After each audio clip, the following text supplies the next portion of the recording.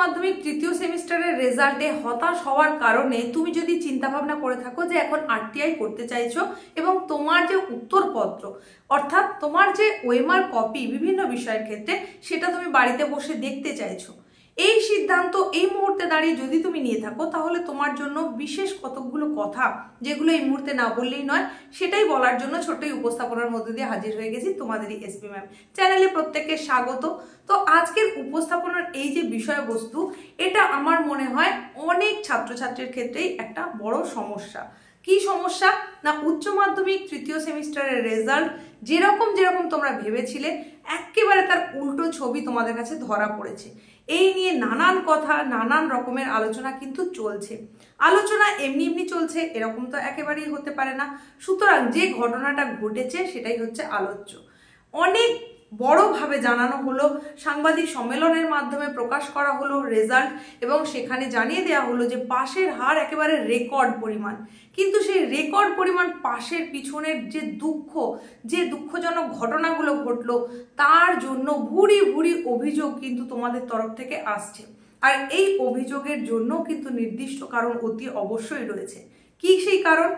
যে অল্প সময় তোমরা হাতে পেয়েছিলে সেই অল্প সময়ের মধ্যে নিজেদেরকে প্রস্তুত করেছিলে, সেই মতোই তোমরা কিন্তু পরীক্ষার জন্য নিজেদেরকে তৈরি করে পরীক্ষাটা দিয়েছো। বলা হয়েছিল সেমিস্টার সিস্টেম, সেমিস্টার মানে 6 মাস অন্তর পরীক্ষা, কিন্তু 6 মাস সময় তো তোমরা কোনোভাবেই পাওনি। তারপরেও তোমরা নিজেদের প্রচেষ্টায় নিজেদেরকে তৈরি করে পরীক্ষা দিয়েছো। পরীক্ষা দিয়ে আসার পরে সেই পরীক্ষার প্রশ্নপত্রের যে ধরন ধারণ সেই নিয়ে আর বিশদে নাই বা বললাম, এ নিয়ে বহু কথা হয়ে গেছে।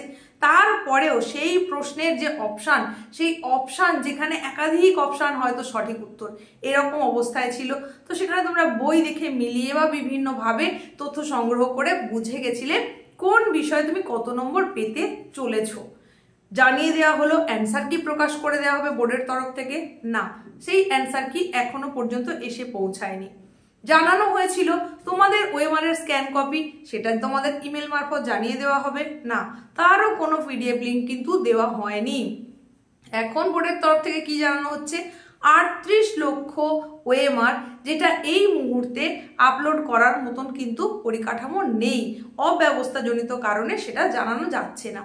ঠিক আছে, ওএমআর যদি নাই দেওয়া সম্ভব হয় কমসে কম অ্যান্সার কপি সেটা যদি দিয়ে দেওয়া হয়, অ্যান্সার কির যে কপি সেটা যদি দেওয়া হয় অর্থাৎ মডেল উত্তর সেটা যদি দেওয়া হয় তাহলে তোমরা সহজেই মিলিয়ে নিতে পারবে কে কোনটা উত্তর করেছিলে তার নিরিখে তুমি কত পেতে চলেছো।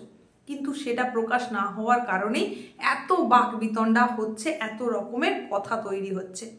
আর তার উপরে এর আগে যেরকম ব্যবস্থাপনা ছিল সেখানে পরীক্ষার পরে ছেলেমেয়েদেরকে সুযোগ দেওয়া হতো রিভিউয়ের জন্য বা স্ক্রুটিনির জন্য, কিন্তু এইবারে সেটা সম্পর্কেও একদম সরাসরি জানিয়ে দেওয়া হয়েছে বোর্ডের তরফে যে কোনো রকম রিভিউ বা স্ক্রুটিনির সুযোগ থাকছে না। তাহলে তোমরা কি করবে? একজন তোমরা জানাচ্ছ অনেক নম্বর কম পেয়েছো, তুমি যেটা হিসাব করে রেখে দিয়েছো সেই হিসাবের থেকেও অন্তত 6 থেকে 8 নম্বর কম, কারো 10 নম্বর কম, কেউ আরো বেশিও কিন্তু জানাচ্ছ। অনেকে তো ভাবছো যে আদেও কি যে নম্বর দুটো দেওয়ার কথা ছিল সেটা বায়োলজিতে যেটা অ্যাটেন্ড করলেই নম্বর পাওয়ার কথা, আদেও কি সেটা দেওয়া হয়েছে? যদি দেওয়াই হবে তাহলে এত নম্বর কম কেন? এরকম বহু প্রশ্ন যখন তোমাদের মধ্যে ঘুরছে, তোমাদের প্রশ্নের উত্তর দেওয়ার মতন সঠিক কোনো উত্তর আমাদের কাছেও নেই, কারণ আমরাও বিভিন্নভাবে একেবারে ধোঁয়াশার মধ্যে রয়েছি বলা যায়, আমাদের কাছেও স্বচ্ছ কোনো ধারণা নেই। আর সেখানে বোর্ডের তরফ থেকে জানিয়ে দেওয়া হলো সেটা হচ্ছে আবেদনের ভিত্তিতে তোমরা করতে পারবে আরটিআই, যার মাধ্যমে তুমি তোমার খাতাটা দেখে নিতে পারবে।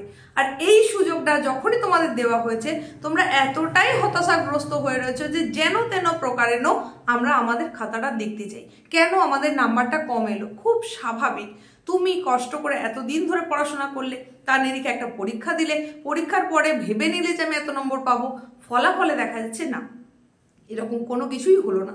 সুতরাং তুমি তো তোমার খাতাটা দেখতে চাইবেই, তুমি তো চ্যালেঞ্জ করতে চাইবেই, কিন্তু চ্যালেঞ্জ করার জায়গা তো তখনই থাকবে যখন মডেল উত্তরপত্র প্রকাশ করে দেওয়া হবে, তারপরেই চ্যালেঞ্জের সুযোগটা থাকে। অন্যান্য কম্পিটিটিভ এক্সামে ঠিক যেমনটা হয়, ওএমআর পরীক্ষা হয়, তারপরে অ্যান্সার কি প্রকাশ করে দেওয়া হয় এবং সেখানে কিন্তু পরীক্ষার্থীরা চ্যালেঞ্জ করার সুযোগ পায়। এখানে যেহেতু অ্যান্সার কি প্রকাশ করা হয়নি তাই তোমার চ্যালেঞ্জের সুযোগ নেই, তাই তোমাদের সামনে যেটুকু সুযোগ দেওয়া হয়েছে তোমরা সেটাকেও হাতছাড়া করতে চাও না।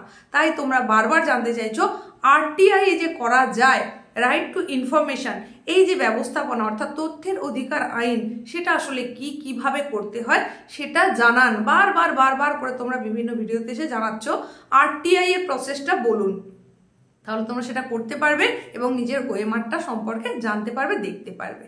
এখানে তোমাদের জন্য যে কথাটা আমি আজকের এই উপস্থাপনায় বলতে চলে এসেছি সেটা হচ্ছে আরটিআই তো তুমি করতে পারো, অবশ্যই করতে পারো, সেই সুযোগটা তোমাকে দেওয়া হচ্ছে।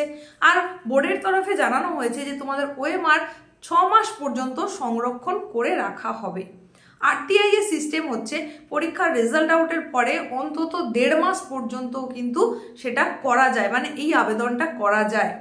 যেহেতু এতটা সময় পর্যন্ত তুমি আবেদন করার সুযোগ পাবে, তাই তোমাদেরকে আমি এটুকু বলতে চাই, ঠিক এই মুহূর্তে দাঁড়িয়ে এক্ষুনি আরটিআই করার চিন্তা ভাবনা করার প্রয়োজনীয়তা আমি দেখছি না। তার কারণ আরটিআই করতে গেলে খুব বেশি খরচ হয় এমন নয়, মাত্র 10 টাকার বিনিময়ে একটা স্ট্যাম্প পেপারের মাধ্যমে তুমি আরটিআইটা করতে পারো। তারপরে কিছু প্রসিডিওর আছে, সেটা তোমরা চাইলে আমি কিন্তু নেক্সট উপস্থাপনা সেটা সম্পর্কেও ডিটেলসে তোমাদেরকে জানিয়ে দেবো, যাতে তোমাদের সুবিধে হয়, তোমরা আরটিআইটা যাতে করতে পারো। তোমাদেরকে তার মানে আমি আরটিআই করতে না বলছি, এটা একেবারেই নয়। কিন্তু আমি যেটা বলতে চাইছি সেটা হচ্ছে এই যে সমস্যাটা কোনো এক স্টুডেন্টের নয়, সমস্ত ছাত্রছাত্রীর ক্ষেত্রে বঙ্গের প্রত্যেকটা ছাত্রছাত্রী এই সমস্যার সম্মুখীন হয়েছে। আর সেক্ষেত্রে যে আলোচনার ঝড় উঠেছে পরীক্ষার্থীদের তরফে, শিক্ষক মহলের তরফে, বিভিন্ন শিক্ষক সংগঠনের তরফে, এমনকি অভিভাবিকাদের মধ্যেও কিন্তু এই সম্পর্কে নানান আলোচনা চলছে এবং বিতর্কের ঝড় উঠছে। তো সেই পরিস্থিতিতে দাঁড়িয়ে বোর্ড কর্তৃপক্ষ নিশ্চয়ই চাইবে কোনো একটা সমাধান বার করতে। সেটা কি সমাধান হতে পারে? আবার রিভিউয়ের সুযোগ দেওয়া হবে বা স্ক্রুটিনির সুযোগ দেওয়া হবে, হতে পারে মেবি। যদি হয় তাহলে তো খুবই ভালো, তাহলে তোমরা রিভিউ বা স্ক্রুটিনির মাধ্যমে সেটা জেনে যেতে পারছো। যদি সেটা নাও হয়, হয়তো অ্যান্সার কি প্রকাশ করে দেওয়া হবে, বিশ্বস্ত সূত্র মারফত এমন কিছু কথা এলেও আমি কিন্তু তোমাদেরকে শিওর হয়ে বলতে পারছি না যে অ্যান্সার কি অতি অবশ্যই আসবে, কারণ এমন কিছু ঘটনা ঘটছে যাতে করে হলফ করে কিছুই বলা যায় না, নির্দিষ্টভাবে কিছুই বলা যাচ্ছে না। তবে তোমরা ধরে রাখো হয়তো কিছুদিনের মধ্যেই তোমাদের বিভিন্ন বিষয়ের জন্য মডেল উত্তরপত্র আসতে চলেছে। যদি সেটা এসে যায় তাহলে তোমরা অবশ্যই চেক করে নিতে পারবে কেন নম্বরটা কম এলো, তুমি কি উত্তর করেছিলে, তাহলে সেখান থেকে কিন্তু সহজেই বোঝা যাবে। বোর্ড কোন উত্তরকে মান্যতা দিয়েছে সেটার সঙ্গে মেলালেই তখনই ধরা পড়ে যাবে নাম্বারটা কেন তোমার কম হলো। যদি এই সুযোগ আসে তাহলে শুধু আরটিআই এর কোনো ঝামেলা নেওয়ার কোনো মানেই থাকবে না। আর যেহেতু 4th সেমিস্টারের জন্যও কিন্তু তোমাদের কাছে বেশি সময় নেই, তাই তোমাদের জন্য আমার তরফ থেকে উপদেশ এটাই থাকবে যে আরও কিছুটা সময় একটু অপেক্ষা করে দেখে যাও বোর্ডের তরফ থেকে আর কোনো রকম কোনো পদক্ষেপ নেওয়া হচ্ছে কিনা। যদি না নেওয়া হয় তারপর তো তোমার কাছে সময় রয়েছে। একটু আগে আমি বলে দিয়েছি যে মাত্র যে মানে পরীক্ষার রেজাল্ট আউটের পরেও আরও পরে বেশ কিছুটা সময় কিন্তু থাকে আরটিআই করার জন্য, অন্তত প্রায় 1.5 মাস মতো সুযোগ থাকে। তাহলে সেই সুযোগটা যখন তোমার কাছে থাকছেই, তাহলে তুমি পরেও কিন্তু করতে পারবে এই অ্যাপ্লিকেশন। তাহলে এখনই আরটিআই এর জন্য না ভাবনা ভেবে তুমি আপাতত 4th সেমিস্টারের জন্য ফোকাস করো এবং দেখো বোর্ডের তরফে আর কিছু ব্যবস্থাপনা নেওয়া হচ্ছে কিনা। এটা আমার মতামত, তুমি তোমার মতটা অবশ্যই কমেন্ট বক্সে জানিয়ে যেতে পারো, কমেন্ট বক্স তো খোলাই রয়েছে। তো আমার এই উপদেশ যদি তোমার ভালো লেগে থাকে তাহলে কমেন্টে সেটা জানিয়ে যাও, লাইক করো, বন্ধুদের মধ্যে শেয়ার করো। বন্ধুদের মধ্যে এই কারণেই শেয়ার করতে বলছি কারণ তোমার মতন তোমার সমস্ত বন্ধুই পাজলড হয়ে রয়েছে, সবাই চাইছে আরটিআই করতে। তাই আমি এখানে যে কথাগুলো বললাম তারাও যাতে শুনতে পায়, বুঝতে পারে, তার জন্য প্রচুর পরিমাণে শেয়ার করে দাও। হাইপ পয়েন্ট যদি আসে অতি অবশ্যই দিয়ে দাও। আর অতি অবশ্যই যেটা এখন তোমায় করতে হবে সেটা হচ্ছে 4th সেমিস্টারের ওপরে জোর দিতে হবে। যাদের যতগুলো বিষয় সাপ্লিমেন্টারি এসেছে, এক বা একাধিক যাই হোক না কেন, সেই বিষয়গুলোতেও কিন্তু জোর দিতে হবে। তোমরা ভুল করেও ভেবো না অপশনাল ইলেকটিভ সাবজেক্টে আমার সাপ্লিমেন্টারি এসেছে আমি এটা দেব না, এই সাপ্লিমেন্টারি আমি দেবো না, এই ভুল চিন্তাটা একেবারেই এনো না।